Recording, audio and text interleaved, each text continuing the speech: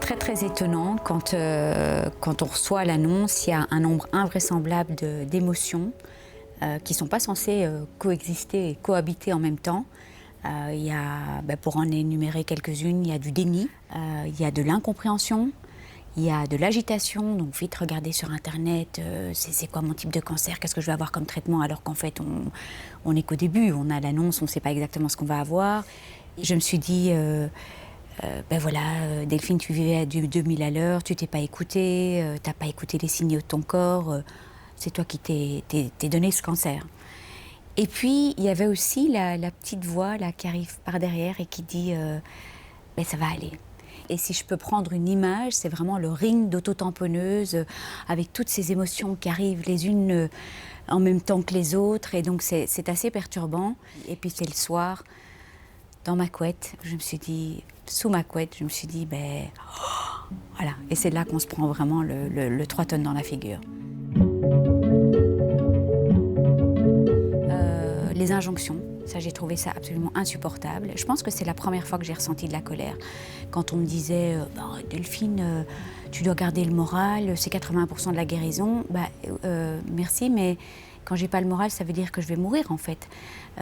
Donc les injonctions, c'était tu dois, il faut. On m'a aussi dit, mais tu n'entends que les chiffres, les pourcentages négatifs. Il y a certains jours où on entend les pourcentages négatifs et on n'entend pas spécialement le positif. Et c'est OK, je pense que c'est normal. Et puis aussi peut-être parfois de la colère, d'être emprisonnée dans ce corps, de ne pas pouvoir m'évader. Je trouve que c'est très contraignant, ces 16 chimios, et donc il n'y a pas vraiment l'occasion de pouvoir un petit peu partir. Je me sentais, j'étais parfois en colère de pas pouvoir m'évader quelques jours parce qu'il faut être quand même rester proche d'un hôpital. Mais j'étais suivie par quelqu'un toutes les semaines qui me parlait finalement de l'importance d'accueillir cette colère et de la transformer en force vitale, en élan vital, en force de vie. Et donc je pense que c'est très sain finalement d'avoir de la colère. Ce serait étonnant de ne pas en avoir.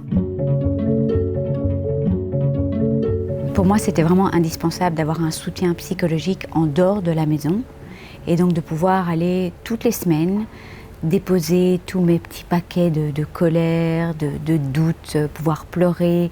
Je trouvais que c'était très important que le cancer ne soit pas le sujet principal à table, que la famille soit un peu protégée.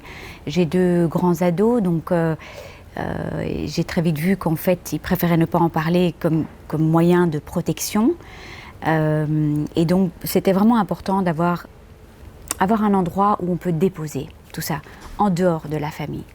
Ce que j'ai trouvé absolument extraordinaire, c'est l'aide des autres sœurs de combat, parce que finalement, qui peut aider mieux une femme qui a le cancer qu'une autre femme qui a le cancer? Pour moi, ça a été vraiment extraordinaire d'être prise par la main par des femmes qui étaient passées par là, et qui donnait vraiment des détails précis sur le déroulement. J'ai trouvé que c'était vraiment capital d'avoir l'aide des sœurs de combat et de pouvoir, à mon tour, aider les suivantes. Donc la puissance de l'entraide féminine et de cette sororité. Je trouve que ce qui est très important, en fait, c'est d'être informé. Et de comprendre. Et finalement, quand on a toute l'information, quand on a toute la compréhension, on gère mieux. Alors les étapes difficiles, en fait, il y a plein d'étapes difficiles, il y a plein de milestones qui sont vraiment difficiles. Et on croit toujours que l'étape suivante va être la plus difficile. Donc il y a d'abord l'annonce. On se dit, waouh, ça c'est vraiment difficile. Et puis il y a la tumorectomie. Et puis dans mon cas, on m'a annoncé que les marges n'étaient pas saines et qu'il fallait enlever tout le sein dans les 15 jours. Mastectomie. Et donc on se prend chaque fois on croit toujours que l'étape suivante sera la plus difficile. Puis finalement, on se rend compte qu'on se relève. Donc l'annonce de la chimio, la perte des cheveux, le rasage de la tête, c'est chaque fois des étapes difficiles et puis chaque fois, on se relève. Je pense que d'abord je l'écouterai. Je pense que je lui donnerai beaucoup d'informations. Je lui dirai que c'est un long chemin, que c'est difficile, c'est un long parcours. Mais ce que je lui dirai aussi, c'est qu'on a des ressources insoupçonnables et insoupçonnées. Et on découvre une part étonnante de soi pendant le parcours. Alors ce qui m'a toujours frappée, c'est extraordinaire. Bon, je l'ai pas toujours accompagnée, et ça, je pense que c'est un tort. En fait, je trouve que c'est vraiment important d'être accompagnée à toutes ces consultations parce qu'on n'entend pas toujours la même chose. Et donc, quand j'étais avec mon mari, il avait une vision très masculine en fait de la chose, et je me souviendrai toujours en fait le premier rendez-vous avec l'oncologue. Il parlait, c'était assez chiffré, c'était assez factuel. On parlait de pourcentage de récidive, de chances de récidive. On parlait de qu'est-ce que je gagnais comme pourcentage si je faisais de la chimio. Donc c'était assez matheux. Mais moi, j'entendais pas du tout la même chose, parce que c'est pas que des pourcentages, parce qu'il y a tout l'émotionnel. C'est beaucoup plus. Ce n'est pas que des faits. Le cancer, c'était des émotions, c'était la féminité, c'était énorme. Ce que je trouve compliqué dans toutes ces consultations en oncologie, c'est que finalement le temps est relativement court.